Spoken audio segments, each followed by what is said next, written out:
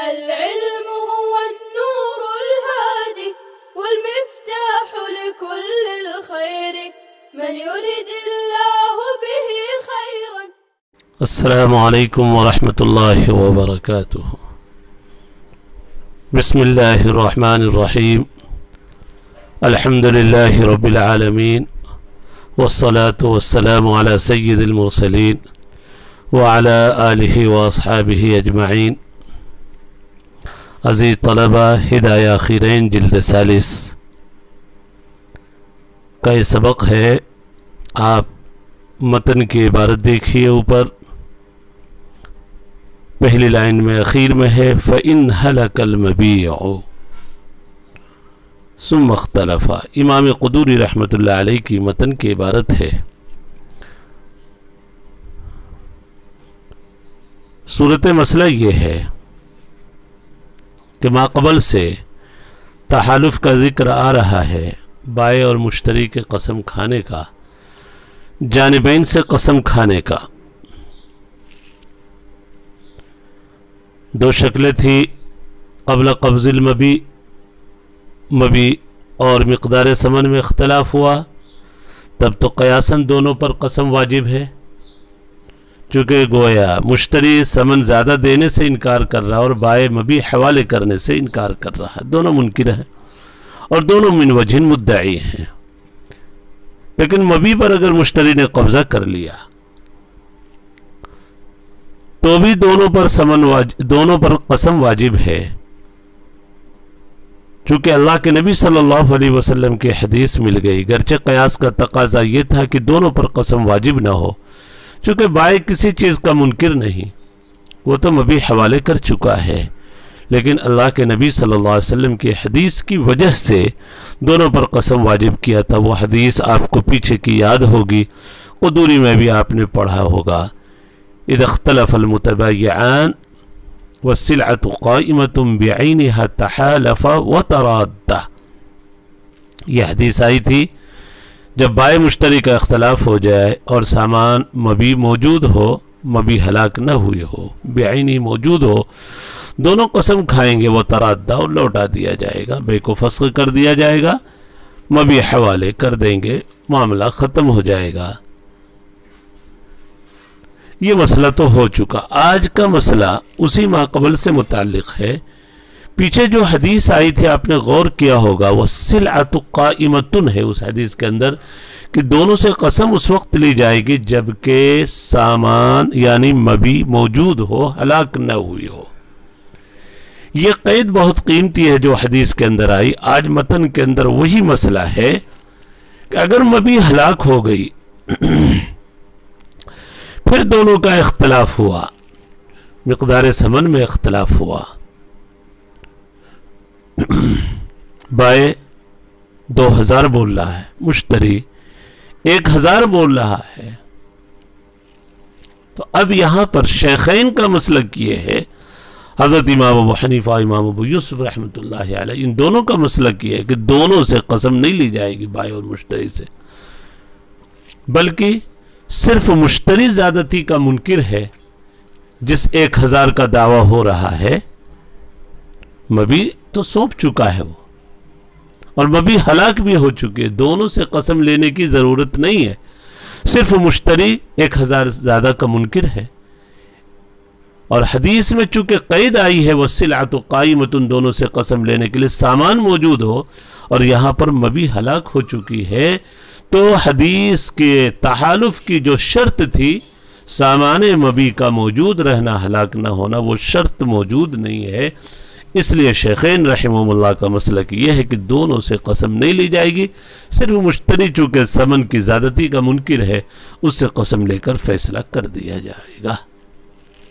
یہ ہے شیخین کا مسلک، اور دلیل بھی آ چکی ہے. دلیل شیخین کے مسلک کی وہی کہ حدیث پاک میں تحالف کی شرط ہے السلعۃ قائمۃ، سامان کیا ہو؟ موجود ہو، اور سامان مبی یہاں پر موجود نہیں ہے. شیخین کا مسلک ہو چکا. ترجمہ تھوڑا دیکھیں. فَإِنْ هَلَكَ الْمَبِيعُ، اگر مبی ہلاک ہو گئی، ثُمَّ اخْتَلَفَ، پھر دونوں کا اختلاف ہوا، لم یتحالف، اب دونوں قسم نہیں کھائیں گے، عند ابی حنیفہ و ابی یوسف رحمہم اللہ، والقول قول المشتری، بات ہاں امام مشتری کی بات مانی جائے گی یمین کے ساتھ، قسم کے ساتھ، چونکہ صرف اب وہی منکر ہے سمن کی زیادتی کا، مشتری 2000 کا دعویٰ کر رہا ہے، 1000 زائد کا دعویٰ ہو رہا ہے جس کا وہ منکر ہے۔ امام محمد رحمۃ اللہ علیہ کا مسلک سنیے، امام محمد رحمۃ اللہ علیہ الگ ہیں، امام محمد رحمۃ اللہ علیہ کے ساتھ اس مسئلے میں حضرت امام شافعی رحمۃ اللہ علیہ ہیں۔ ان دونوں حضرات کا قول نہیں، دونوں سے قسم لی جائے گی، اور دونوں سے قسم لی جائے گی، ان کی دلیل سنیے کیا ہے۔ امام محمد رحمۃ اللہ علیہ فرماتے ہیں یہ دونوں گویا الگ الگ عقد کا دعویٰ کر رہے ہیں اور دونوں ایک دوسرے کے عقد کا منکر ہیں۔ ان کی بات بھی بڑی اچھی ہے، فرمانے دیکھیے، مشتری نے کہا کہ 1000 میں سودا ہوا، تو معلوم ہوا کہ یہ الگ عقد ہے۔ بائیں بولا نہیں، میں نے 2000 میں بیچا ہے، تو ایسا لگ رہا ہے یہ دوسرا عقد ہے، الگ عقد ہے۔ مشتری جس عقد کا دعویٰ کر رہا، بائیں اس عقد کا منکر ہے۔ بائیں جس 2000 میں عقد اور معاملے کا دعویٰ کر رہا ہے، مشتری اس کا منکر ہے، تو انکار دونوں جانب سے۔ احناف نے کہا تھا اوپر کہ دونوں سے قسم لینے کی ضرورت نہیں، بائیں کسی چیز کا منکر نہیں، چونکہ مبی تو حوالے کر چکا ہے، لیکن امام محمد رحمۃ اللہ علیہ نے دونوں کے انکار کو ثابت کیا کہ دونوں ایک ایک عقد کا دعویٰ کر رہے ہیں اور دونوں اس عقد کا منکر ہیں۔ جب دونوں منکر ہو گئے تو دونوں سے قسم لی جائے گی۔ یہ دلیل ہے حضرت امام محمد رحمۃ اللہ علیہ کی، اور ان کے ساتھ حضرت امام شافعی رحمۃ اللہ علیہ بھی ہیں۔ دونوں کے الگ الگ عقد کا دعویٰ اور دونوں ایک دوسرے کے دعوے کے منکر ہیں۔ یہ تو آپ نے متن سمجھ لیا، تو گویا شرح کا حصہ بھی آپ نے سمجھ لیا۔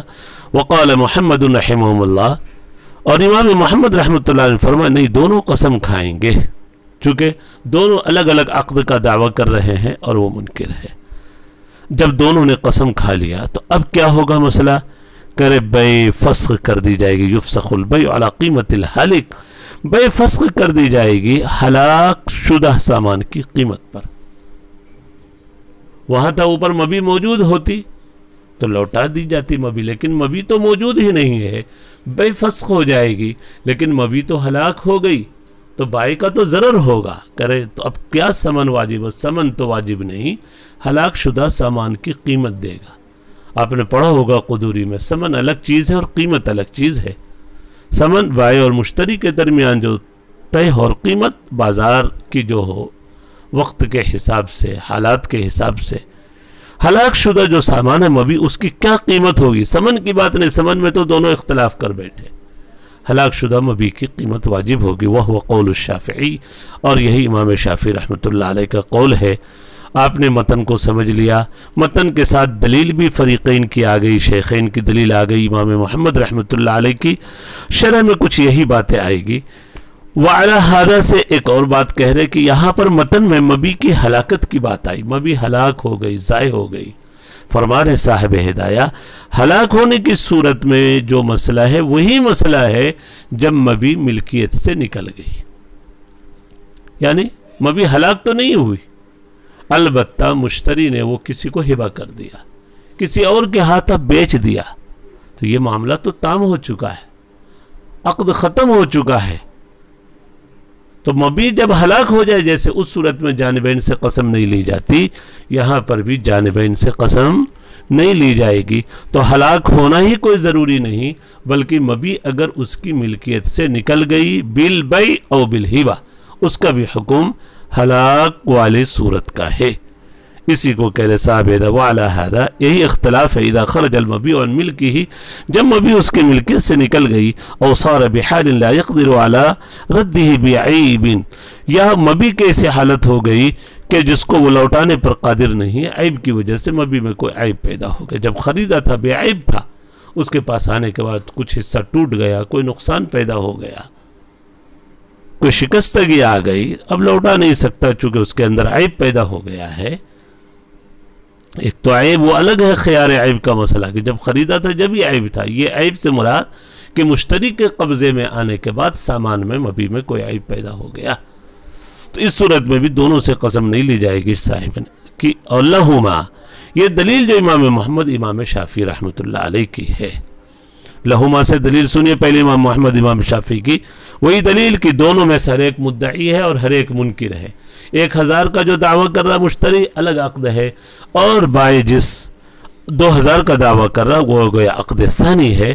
لہما ان کل واحد منہما یدعی غیر العقد الذی یدعیہ صاحبہ، ان دونوں کی دلیل یہ ہے کہ ان میں سے ہر ایک دعویٰ کر رہا اس عقد کے علاوہ کا جس کا دوسرا اس کا ساتھی دعویٰ کر رہا، یعنی دونوں عقد علیحدہ عقد کا دعویٰ کر رہے. والآخر ینکرہ، 1000 کا مشتری نے دعویٰ کیا گویا یہ عقد اول ہے، یہ الگ معاملہ ہے، اور بائع نے 2000 کا وہ عقد ثانی، دونوں الگ الگ ہے.